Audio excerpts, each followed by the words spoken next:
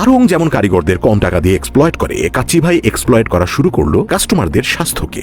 একের পর এক ভোক্তা অধিকার সংরক্ষণ অধিদপ্তর এবং র্যাবের অভিযানে বের হয়ে আসতে লাগলো তাদের আসল চেহারা।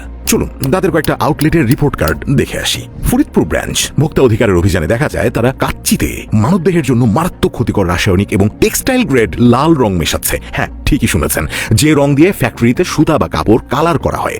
ফুড গ্রেড কালারের দাম বেশি হওয়ায় তারা কস্ট কাটিং করার জন্য সেই সস্তা বিষ মেশাচ্ছে আপনার খাবারে। তাদের জরিমানা হয় 1 লাখ টাকা। 24 কেজি মেয়াদোত্তীর্ণ আচার এবং 30 লিটার মেয়াদোত্তীর্ণ বোরহানি পাওয়ায় বগুড়ার কাচ্চি ভাই আর সিরাজ চুই গোস্ত নামের 2টা রেস্তোরাঁকে 1.5 লাখ টাকা জরিমানা করা হয়েছে। বাংলাদেশ নিরাপদ খাদ্য কর্তৃপক্ষ এবং জাতীয় ভোক্তা অধিকার সংরক্ষণ অধিদপ্তর যৌথভাবে অভিযান পরিচালনা করে। গুলশান ব্রাঞ্চে ফায়ার সেফটি বা অগ্নি নির্বাপনের ব্যবস্থা ছিল না, এমনকি রেস্তোরাঁ পরিচালনার কোনো বৈধ ট্রেড লাইসেন্স বা অন্যান্য কাগজপত্রও ছিল না। জরিমানা 1 লাখ টাকা মাত্র।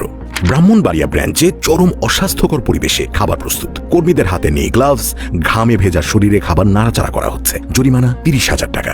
নারায়ণগঞ্জ শহরের বালুরমাট এলাকায় পচা বাসি খাবার রাখায় কাচ্চি ভাইকে 50,000 টাকা জরিমানা করা হয়। চট্টগ্রাম ব্রাঞ্চের খাবারে নিষিদ্ধ সস এবং বিষাক্ত কেওড়া পানির ব্যবহার, সাথে পুরনো বাসি মুরগির মাংস সংরক্ষণ। জরিমানা 1 লাখ টাকা। এমনকি অগ্নিকাণ্ডের 1 বছর আগে 2023 সালেও এই বেইলি রোডের শাখাতেই খাবারে ক্ষতিকর রং ব্যবহারের জন্য তাদেরকে 2 লাখ টাকা জরিমানা করা হয়েছিল। আমরা তো মাত্র কয়েকটা জেলার রিপোর্ট আপনাদের সামনে